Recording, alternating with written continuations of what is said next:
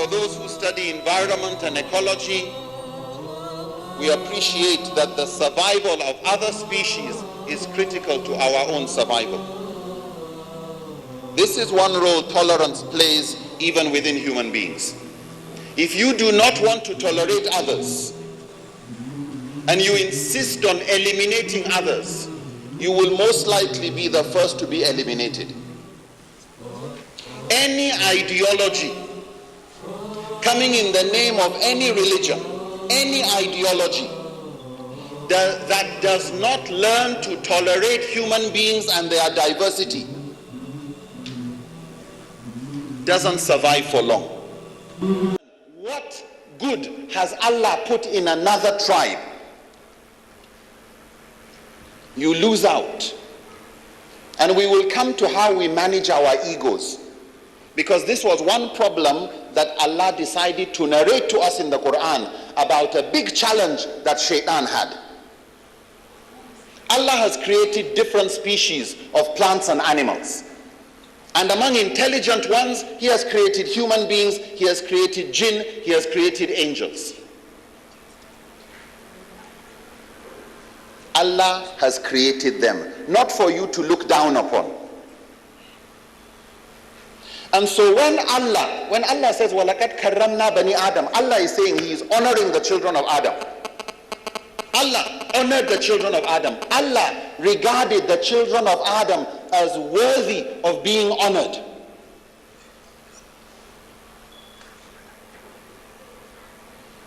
And asked the malaika and the jinn, fasjudu li Adam, do sujud. Prostrate out of respect, not worship, out of respect for Adam. Allah says do so. Shaitan had a problem. It wasn't did Allah say so. No. But he had in his own head, ana khayrun minhu. Arrogance, pride, I am better than him. Because of that, Allah, I will not do what you are saying I should do. Why? I am better than him. The Allah that created him and the Allah that created you, the Allah that is better than all of you, says you should respect the other one. You say, I am not going to. Why? Because I believe I am better than him. And that was one of the big problems of Shaitan. But look carefully. Why is Allah telling us about a disease of the heart that applies to jinn? Because we have the same problem. We have the same attitude of ana khayrun minhu. I am better than him. My hijab is better than that hijab. My rawani is better than that rawani. The length of my trouser is better than the length of his trouser. My own way of salat is better than his own way of salat. Allah warns us, وَلَا تُزَكُوا أَنفُسُكُمْ. Be very careful about you declaring yourself pure. Let Allah be the one to judge you.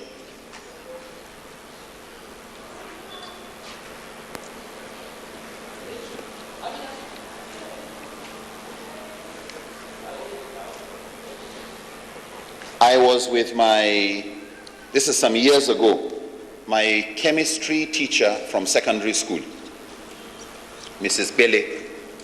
And I visited her at her house. She had retired by that time. And we were talking, and she said something I found very interesting. And I want to use it as a metaphor. She's Yoruba. And we were talking about how society changes. And she said, society and human beings are very much like snails. You know snails, this dodonkodi. They said there are different ways of killing dodonkodi. There are different ways of killing a snail. You can bring the snail, get a stone, and crush it. Or you can pour hot water on it. The moment you touch the snail and you want to crush it, especially these small ones, they will enter the shell. So you have wahala. If you put hot water, they will enter the shell, they will die there. You will still have to break it. But they said there's one way of getting the snail to cooperate with you to bring its head out and to keep its head out. That they will get the snails and put the snails inside a bowl of cool water. They will put it in one kwanu, one bowl with cool water. And the snail after some time will bring its head out and be doing like this. Just komi lafiako. Then they will carry the bowl with the snails in it and put that one on top of the stove. They will put it on the fire. And the temperature will be rising gradually. Because the temperature didn't rise immediately, the snail had no reason to go back. So the snail goes out and is looking, and the place is getting warmer and hotter, and it doesn't know what's going on, and it starts to go into slow motion. And it stops. So wallahi, that's how shaitan operates with human beings. Shaitan will not come with you with fitina overnight. No, fitina will build slowly. And you will adapt to the rising temperature. And you will adapt. Small hate speech, they are just stupid people talking. Hate speech increases, you know they are stupid people there. So you just keep tolerating it. Temperature is rising. Till somebody hits somebody. Now, is he not the one who was insulting the other one? Another person will hit another one. And is down there in the village, they are doing it, so no problem. Till gradually it continues to rise and it envelops a whole society. The way the snails got killed with their heads out. Please, it is never too early to discuss and ensure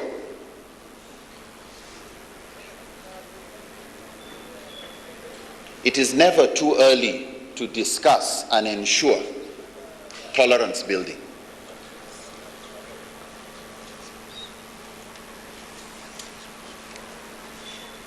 MC says 5 minutes. My stopwatch says I have 20.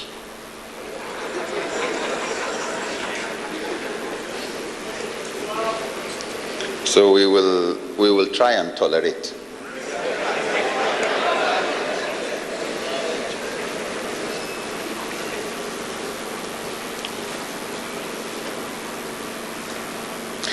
It is important as we look at the subject of tolerance to please not complicate it, to not think it is more difficult than it actually is.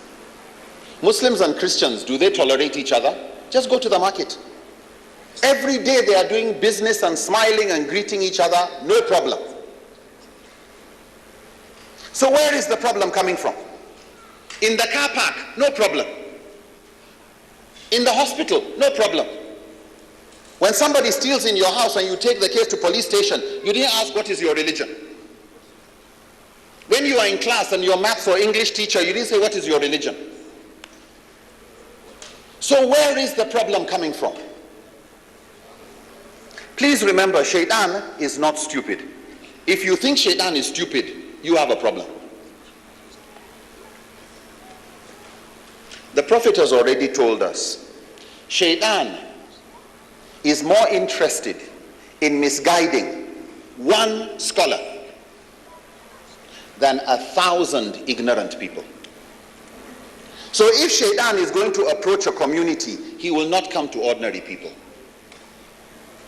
He will most likely come through charismatic, knowledgeable scholars. People who you trust. Aidama, shaitan will not come as if he is not one your wali. He will always want to come as a friend. Somebody who has been telling you to forgive, be good, love your neighbor. None of you is a true believer until he loves for his brother what you love for himself. It is that same mouth that is talking peace that shaitan would prefer to come through. And so some of the biggest causes of our problems are actually extremist religious leaders who have charisma, who when they talk, you say, Allahu Akbar, and you get emotion. When they make mistakes, you have enough self-doubt to say, Kai, I must be wrong, he must be right. And he will drag you into hatred. Whether it's Muslim, whether it's Christian, there are verses of the Quran, verses of the Bible that the hateful religious scholar will never want to quote. Things of don't get angry, he will keep quiet of those ayahs don't exist. Idfa billati hiya ahsan, that when somebody does bad to you, return by doing good to the person. فَإِذَا الَّذِي بَيْنَكَ وَبَيْنَهُ عَدَاوَةٌ كَأَنَّهُ وَلِيٌّ حَمِيمٌ. Allah says, so that the person between whom there is enmity becomes like the closest of friends. They will not quote that one. They will tell you, if somebody does something wrong to you, deal with him. And they will say that is justice, but it's actually revenge. But they will package it like religion, as if that's what the Prophet actually wanted. And the Christian person will do the same thing. When everything is fine, he will start telling you, love your brother, love your enemy, whatever. When there is small tension, he forgets about message of love. You see hate. And so it is important for all of us, while we may not all be guilty of peddling hate speech, all of us are responsible for making sure it doesn't spread. Why? Because the scholar only finds his relevance because of the followers. Most scholars are like flags. You know flag, this tutor. The flag doesn't know which direction to go until the wind starts to blow. Many scholars, when you say, what should you say? They want to ask themselves, what will our followers like? And so when the scholar goes for a course, reads a book, that he was wrong in something, he usually has too much pride to correct his mistakes, because he is now thinking, what will my followers think of me? Let's try and desist from anything that deliberately hurts other people. Please don't call non-Muslims arni or kafir. Why? Because it is hurting. It's not saying what they are not doing is kufr, it's not what they are doing is not kufr. But even if somebody is a jahil, you don't call him jahil. Even if somebody is munafiq, you don't call him munafiq. You can identify the action, but don't use an insulting word.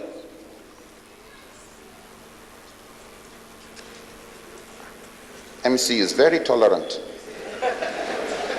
He said I should go with my own time. Seems tolerance produces tolerance, go? Jazakallahu khairan. So it's not about, is this act kufr or not kufr? That's not the issue. It's not whether this person is ashabun nar or not. But you don't call somebody from among the ashabun nar. You ask yourself, is there anybody more confirmed in his kufr than Fir'aun? Anybody? The one that is saying, I need him, Allahku. You know, I am your Lord, Allah. Confirmed kufr. And who here can claim to have the level of iman of Musa alayhi salam?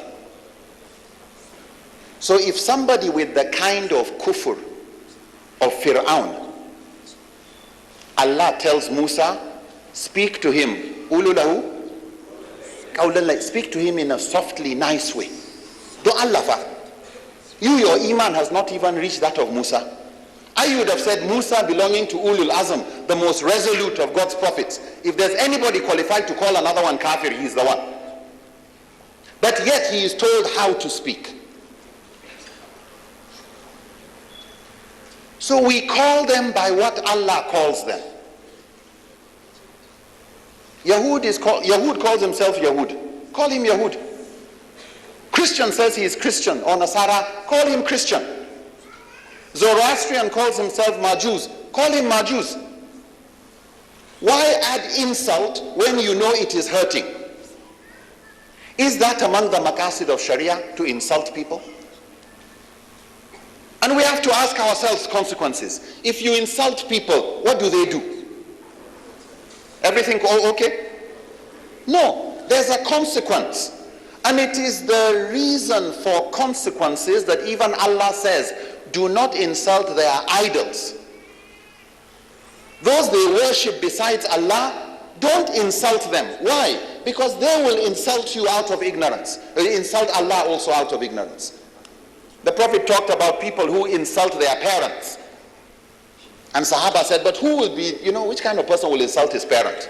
And the Prophet said, is the one who insults somebody else's parents, and in reciprocation, that person insults your own parents. You're the one who caused the insult of your parents. Allah tells us, if you have nothing, the Prophet said, if you have nothing good to say, you keep quiet.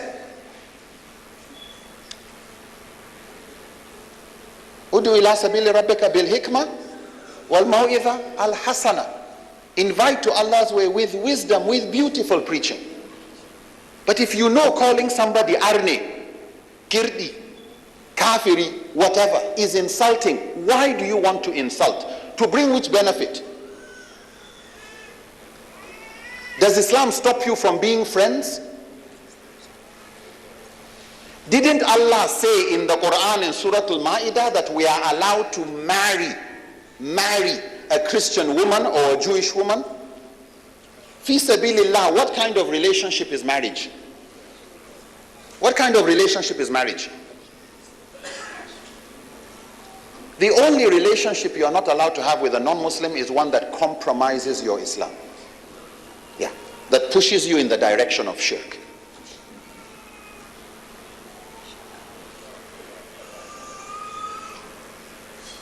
There was a scholar who wrote a book on the virtues of dogs, karnuka. And it was interesting, one of the things he was saying, and talking about the mention of dogs in the Quran, in association with people you find in Surah Al-Kahf with the people of the cave. But the lesson that I found interesting, you know, people will say we have religious difference, that is the problem. Where did you find a Muslim fighting a non-Muslim because he says Jesus is God? Where? They've been saying it to and we say lakum dinakum waliya din and la ikra fi din. You have your religion, I have my own. There's no compulsion in religion. You know, you will meet Allah, me ma will meet Allah. He says Jesus is Son of God. He says Trinity. He says Jesus was crucified. He says Muhammad is not a prophet. He says this, he says that. At the end of everything he's saying, what is the basis for fighting? And so what we see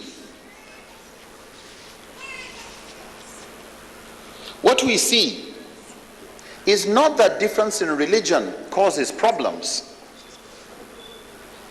People lived peacefully for millennia with different religions. It becomes important to carefully diagnose what is the cause of the problem that we are calling religious problem. What is really the cause of the problem? Is it really the difference in religion, or is it something else? Where you have two tribes living together, and that's the only difference, you will hardly see any conflict. Because if you say, oh, Muslims and Christians can't live peacefully together, for most of history they have been living peacefully together. And you can go to Yoruba land and see Muslims and Christians living peacefully together. Go to Nupe land, Muslims and Christians living peacefully together. Gwari, look across this country, look across the world, Muslims and Christians have been living peacefully with each other. And in many places, Muslims and idol worshippers have been living peacefully with each other. They do business, they carry on with life. Is it tribalism that is the problem? Normally, difference in tribes doesn't create problem. Kaduna has many tribes. It's not every tribe is fighting every tribe. Because if you say, this tribe and this tribe, when they get together they will fight, why are they not fighting somewhere else? It's not because one is majority and minority that there's fighting. Why? There are many majorities living with minorities and they are not fighting. It is not because one is indigent and one is settler. Every human group has been a settler.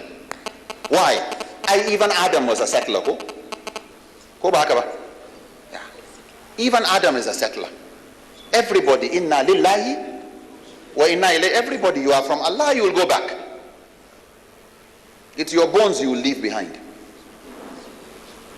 But there is one problem that comes when you have religious or ethnic or tribal or majority-minority differences. And that is when you have a minority that are viewed as that are viewed as settlers. So minority, settlers or foreigners, and their standard of living and wealth is higher than the majority. Anywhere in the world you have a minority, whether ethnic minority, religious minority, the moment you have a minority and they are viewed as having come and settled. In other words, this is not their original land. And the majority see that the minority are leaving them behind. You will usually find problem in that society if rule of law is not there to protect the minority. Whether it is Jews in Germany, whether it is whites in Zimbabwe, whether it's Nigerians in South Africa, whether it's Igbos in Sokoto or Hausas in Jos, pick any minority that is doing better than the average. Chinese in Indonesia or Malaysia, Tamil in Sri Lanka. Just do your yawo and see where you find conflict. Hutus and Tutsis, they are the same religion. But the Tutsis are a minority and the Hutus believe they are the majority indigenous. But the Tutsis were having a better standard of living and ruling the country. The moment you have a minority that is doing better than the majority and they are settlers, you are looking at problem coming. So please be very careful about wrong diagnosis, where people quickly try to just say, this one is religious problem, and we diagnose it wrongly. Going back to dogs, how much do we have in common with dogs? How much? Dogs have become what they call man's best friend. Dogs have become man's best friend. Very loyal. They don't have the same Aqidah. They don't do the same Ibadah. They don't speak the same language. They are not the same species. What could be more different than human being and dog? But yet they are able to cooperate to catch a thief. They are able to cooperate for security, for hunting, to catch a rabbit. So we ask ourselves, fi sabilillah, if human beings can cooperate with dogs, who can you not cooperate with? How can you say because it's a difference? So a difference didn't create war between human beings and dogs. Why? Because with all our differences, we are able to find what we can cooperate in. We respect the differences. You give the dog the food it likes. You treat it the way it likes. And you respect the diversity. And you use it for the betterment of both. Why? Because the dog has better listening than you. It doesn't sleep like you.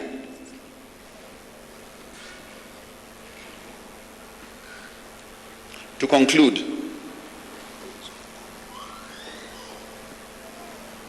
it is important as a society when we go through problems to seriously look at diagnosing these problems carefully and not jumping to conclusions. In the airline industry, when an aeroplane has an accident and there's a plane crash,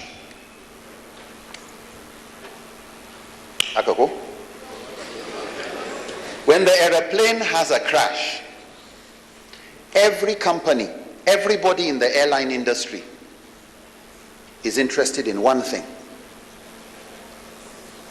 the truth regarding why there was an accident. They're not interested in blaming the pilot. No, they just want to get to the truth. And they have what they call black box thinking. Black box is one steel box that has a computer inside that records all the flight data, and it records the last 30 minutes of conversation in the cockpit. Very difficult to destroy that box. And it has a tracker. It keeps beeping for up to 30 days. So the moment the crash takes place, they are looking for that black box. What do they want? They're not looking for blaming this. No, they just want to hear the black box and get to the truth of diagnosing what caused the problem. Was it the wiring? Was it the air condition? Was it the vent system? Was it the pilot? Was it somebody who shot the plane down? Was it hijacking? Was it terrorists? What exactly was the problem? When you see an aeroplane and you say, look at the shape of the tail, look at the shape of the wing, look at everything you see on the aeroplane. People died. to bring about that improvement. The kind of aluminium used in the plane, the weight of this, the kind of engine, the kind of blades in the fan inside the engine, the jets, the fuel, the quantity, everything. There was an accident, people died, people learned, and they continued to evolve the aeroplane. It is important when we have crisis in our society to also do black box thinking, to try and get to the truth of what is the cause of the problem, not jump to conclusion, it's Sunzo Kuma, it is them again. And especially now with fake news, everybody wants to increase statistics in their favor. If people fought, this tribe will say more of our own were killed, more of our religion were killed. Everybody wants to inflate. If leadership doesn't try to get to the root of the problem, wrong diagnosis, the illness will just continue, and people will continue to die because of our wrong diagnosis. It is in line with the sunnah of the Prophet ﷺ that we learn to respect the humanity of others. The tolerance should be part of our way of life. The Prophet was in Medina when a Jewish burial procession, funeral procession was passing by, and he stood up in respect. We remember لَقَدْ كَرَّمْنَا بَنِي آدَمَ who? The Prophet stood up in respect. A Sahaba told the Prophet, why are you standing up? It is a Jew. The Prophet didn't say, but he is Ahl al-Kitab. The Prophet ﷺ said, was he not a living soul? Was he not a human being? Just the fact that he was a human being, even though he was dead, he deserved respect. And so when we look at people, let us not belittle the life of anybody. When a Muslim you in your car, you are just over speeding, accidentally you killed another human being, you will pay diya irrespective of his religion. But in this society, most likely, most people don't accept diya. They just take it lokachiyai. So what will you do? You will fast 2 months consecutively, approximately 60 days of fasting, even though it was not your intention to kill anybody. And you will fast 60 days whether the person who died was a Muslim or a non-Muslim. Why? Because a human being cannot just die and you go back to tomorrow as if it's another day. You know, وَلَقَدْ كَرَّمْنَا بَنِي آدَمَ. Allah has honored the people, human beings. So we must respect the lives of people. Muslims have lived as majorities where we were powerful, but even with power, after the conquest of Mecca, as one of the earlier speakers said, we see the rahmah of the Prophet ﷺ. Even though the Prophet was powerful in Medina, he still had a peace treaty with the Jews of Medina. And they didn't pay jizya. The Jews of Medina, in their treaty, didn't pay jizya. Banu Qurayza didn't pay jizya. Why? Because they agreed they were going to be full citizens, also responsible for protection of society. And the moment you agree, you are also going to join in protecting the society. If there's war, you are exempted from paying jizya. Why? It means you are ready to die for the society. That's enough. You've shown your loyalty. But we've also seen how the Prophet, after Khaybar had broken their treaties and they were also conquered, a Jewish lady poisoned some lamb, some meat. The Prophet ate. He didn't die. They caught the woman. She confessed and he forgave her. Even though he was in power. It is a mistake to say when Muslims are in power, they will oppress. But when we are weak, we will be good. Which kind of Islam is that? It is the person who has power that is in the position to forgive. The power. It's the one who doesn't have power that patience has become just a part of your way of life. I will end by reminding us of the need for us to stand by compassion and justice, adalci. Allah tells us in the Quran that we should stand for justice even if it's against ourselves. That we should not allow hatred of anyone towards you or any hatred you have towards others to make you swerve from justice. That justice, akrabu taqwa, that is closest to God consciousness. Akrabu taqwa. Ibn Taymiyyah about justice said that a nation that governs itself by justice will be protected by Allah, even if they are not Muslims. And I think we can see that in the world today. That a nation, a community that govern themselves by justice will be protected by Allah. But a nation that governs itself by injustice will not be protected even if they are Muslims. Please let us not look at Allah the way we look at football fans. Some of us bring Allah down to our level, that anything we do, Allah is with us. As if He is a member of your supporters club. Wa iyazu billah. Allah is with those who are just. Allah is with those who show rahmah.